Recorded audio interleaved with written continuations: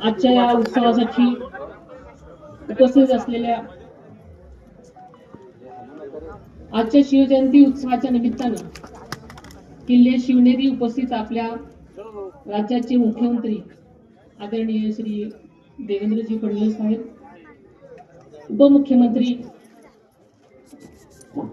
श्री एकनाथजी शिंदे साहेब, सांस्कृतिक कार्यमंत्री माननीय आशिषजी शेलार साहेब, जुन्नरचे आमदार श्री शरद सोनवणेजी, माजी आमदार श्री अतुलजी बेनके, श्री रितेशजी देशमुख, विघ्नहर कारखान्याचे चेअरमन श्री सत्यशील शेरकर, शिवनेरी भूषणचे सर्व पुरस्कारार्थी, तसेच मराठा सेवा संघाचे सर्व पदाधिकारी श्री विजयजी घोगरे, श्री राजेंद्रजी कुंजी, श्री राजेंद्रजी गुट्टे पाटील, तसेच सर्व लोकप्रतिनिधी, सर्व अधिकारी कर्मचारी वर्ग, सर्व शिवभक्त, शौर्यविषयक खेळ सादर करणारे सर्व विद्यार्थी, बालकलाकार, सर्व पत्रकार बंधू भगिनींनो, आज आपल्या सर्वांचं आराध्य दैवत युगपुरुष स्वराज्य संस्थापक श्री छत्रपती शिवाजी महाराजांच्या जयंतीनिमित्त या पवित्र शिवभूमीवर उपस्थित राहण्याचं भाग्य मला आज लाभलं. हा क्षण माझ्यासाठी अत्यंत महत्वाचा आणि अभिमानाचा आहे आणि तितकाच भावनिक सुद्धा. याच भूमीमध्ये स्वराज्याच्या तेजस्वी सूर्य जन्माला आला आणि अन्याय अत्याचाराविरुद्ध लढण्याची प्रेरणा संपूर्ण महाराष्ट्राला दिली. या पवित्र भूमीला वंदन करून छत्रपती शिवाजी महाराजांच्या चरणी मी नतमस्तक होते. आपल्याला माहिती आहे की शिवजयंती हा केवळ उत्सव नाही, तर स्वराज्य, स्वाभिमान आणि सुशासनाचा संकल्प दृढ करण्याचा दिवस आहे. स्वराज्य रक्षक छत्रपती संभाजी महाराज, स्वराज्य संकल्प शहाजीराजे भोसले आणि स्वराज्य राज्य जननी राजमाता जिजाऊ मासाहेब यांच्या संस्कारातून घडलेल्या या महान कार्याची आज आपण पुन्हा आठवण जागवत आहोत. सह्याद्रीच्या कड्याकोपऱ्यातून झुंज देत स्वराज्यासाठी प्राणपणाने लढलेल्या समस्त मावळ्यांना सुद्धा मी या दिवशी वंदन करते. तसेच राज्यातल्या शेतकरी, कष्टकरी, सर्वसामान्य जनतेला सुखी समाधानी ठेव. छत्रपती शिवाजी महाराजांनी दाखवलेल्या वाटेवर चालण्याचं बळ आम्हा सर्वांना दे, असं साकडं आई शिवाई देवीच्या चरणी घालते. यापूर्वी अनेक वेळा शिवछत्रपती महाराज आणि स्वराज्यजननी राजमाता जिजाऊ मासाहेबांना वंदन करण्यासाठी या पवित्र शिवनेरी किल्ल्यावर येण्याचं भाग्य मला लाभलं होतं. मात्र आजचा दिवस माझ्यासाठी अत्यंत वेगळा आणि जबाबदारीची जाणीव करून देणार. नुकतीच मी उपमुख्यमंत्री पदाची शपथ घेतली. ज्या कठीण प्रसंगात मी शपथ घेतली त्या क्षणी माझ्या डोळ्यासमोर जिजाऊ मासाहेब उभे होत्या. जिजाऊ मासाहेबांनी केवळ शिवरायांना जन्म दिला नाही, तर स्वराज्याचा ध्यास दिला, संस्कार दिले आणि संकटाशी दोन हात करण्याची जिद्द दिली. तीच तुमची आमची प्रेरणा आहे, तोच आपला आधार आहे. या जन्मभूमीमध्ये ठेवलेल्या खरं तर माझ्या या क्षणी काटा अंगावर आलेला आहे. छत्रपती शिवरायांनी मावळ्यांना दिलेली स्वराज्याची शपथ आठवली. आपण सर्वजण शिवछत्रपती यांची मावळे आहोत, हीच भावना या क्षणी माझ्या मनात आहे. ज्या विचारांवरती आदरणीय दादांनी आयुष्यभर वाटचाल केली, तोच शिवशाहू फुले आंबेडकरांच्या विचारांचा वारसा मी कधीही सोडणार नाही, हा शब्द या पवित्र भूमीमध्ये शिवजयंतीच्या साक्षीनं आज मी तुम्हाला सर्वांना देते. गेल्या अनेक वर्षापासून शिवजन्म सोहळ्याचा आदरणीय दादांनी अत्यंत श्रद्धेनं आणि निष्ठेनं उपस्थित राहत असत.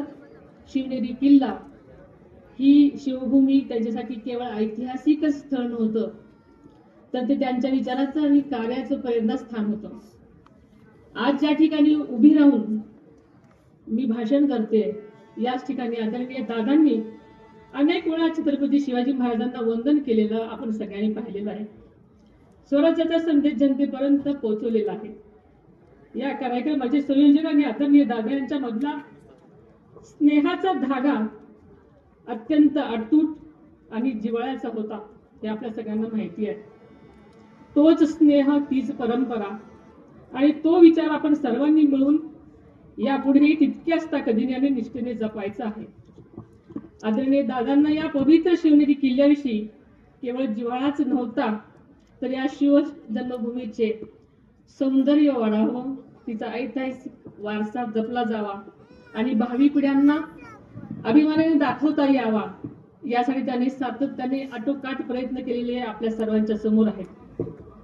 त्यांच्या पुढाकारातून शिवनेरी विकास आराखडा साकार झाल्याने या परिसराच्या सर्वांगीण विकासासाठी आवश्यक निधी उपलब्ध करून देण्यात आला. गेल्या वर्षीही युनेस्कोच्या जागतिक वारसा यादीमध्ये किल्ले शिवनेरीचा समावेश झाला आहे. ही आपल्यासाठी सर्वांसाठीच अभिमानाची गोष्ट आहे. यापूर्वीच शिव जन्मभूमी शिवनेरीसह राज्यातील गडकोटांच्या जतन संवर्धनासाठी त्याच्या निधीची तरतूद केलेली आहे. केवळ शिवनेरी किल्ल्यापुरतच नाही, तर शिवजन्मभूमी म्हणून ओळखल्या जाणाऱ्या जुन्नर तालुक्यातल्या पर्यटन तालुका म्हणून विकसित करण्याचा संकल्प त्यांनी ध्यास घेतला होता आणि त्या दिशेने ठोस पावलेही उचललेली आपल्या सगळ्यांना ठाऊक आहे. गेल्या अर्थसंकल्पातही आदरणीय दादांनी आपल्या स्वाभिमानाचा आणि इतिहासाच्या अभिमानाचा जागर उंचवणारी काही ऐतिहासिक संकल्प जाहीर केलेले होते. त्यामध्ये आग्रा येथे छत्रपती शिवाजी महाराजांचा पराक्रमाची साक्ष देणारे शिवस्मारक उभारण्याचा निर्धार त्यांनी केला. पानिपत येथे मराठा शौर्य स्मारक तसेच संगमेश्वर येथील छत्रपती शिवाजी महाराजांच्या स्मारकाचाही समावेश आहे. त्याचबरोबर किल्ले रायगड विकास आराखडा व स्वराज्य रक्षक छत्रपती संभाजी महाराजांचे बलिदान स्थळ तुळापूर आणि समाधी स्थळ मूळबुद्रुक येथे स्मारकाचे काम अत्यंत वेगाने सुद्धा सुरू झालेलं आहे. या सर्व कामावर आदरणीय दादांची जातीने लक्ष देत असत आणि ही सर्व कामं प्रगतीपथावर आहेत आणि या प्रत्येक स्मारकातून भावी पिढ्यांना प्रेरणा, स्वाभिमान आणि राष्ट्रनिष्ठेचा संदेश मिळत राहणार आहे. आज या संकल्पाची पूर्ती करण्याची जबाबदारी आपण सर्वांनी स्वीकारायची आहे. आपल्या महायुती सरकारच्या माध्यमातून राज्याचे लोकप्रिय मुख्यमंत्री आदरणीय देवेंद्रजी फडणवीस साहेब आणि उपमुख्यमंत्री आदरणीय एकनाथजी शिंदे साहेब यांच्या साथीने हा विकासाचा प्रवाह अधिक वेगाने पुढे नेण्याचा आमचा निर्धार आहे. छत्रपती शिवाजी महाराजांनी स्वराज्यातील प्रत्येक घटकाची काळजी घेण्याची शिकवण आपल्याला सर्वांना दिलेली आहे. महाराजांच्या त्याच विचारांवरती महायुती सरकार सुद्धा राज्याच्या प्रत्येक घटकांची काळजी घेत पुढे वाटचाल करत आहे. याचा आपल्या सर्वच शिवभक्तांना अभिमान आहे. महायुती सरकार छत्रपती शिवाजी महाराजांच्या रयतेच्या या संकल्पनेवर काम करत आहे. यापुढे सुद्धा महाराष्ट्राच्या सर्वांगीण विकासासाठी महायुती सरकार कटिबद्ध असेल असा मला या निमित्तानं विश्वास व्यक्त करावासा वाटतो. शिवछत्रपतीच्या स्वप्नातील सुजलाम सुफलाम न्याय आणि समृद्ध स्वराज्य घडवण्यासाठी महायुती सरकार कटिबद्ध आहे आणि त्यासाठी या कार्यासाठी आम्ही सर्व सातत्याने प्रयत्नशील राहू हा विश्वास मी आपल्या सर्वांना या शिवजन्मभूमीच्या साक्षीने व्यक्त करते.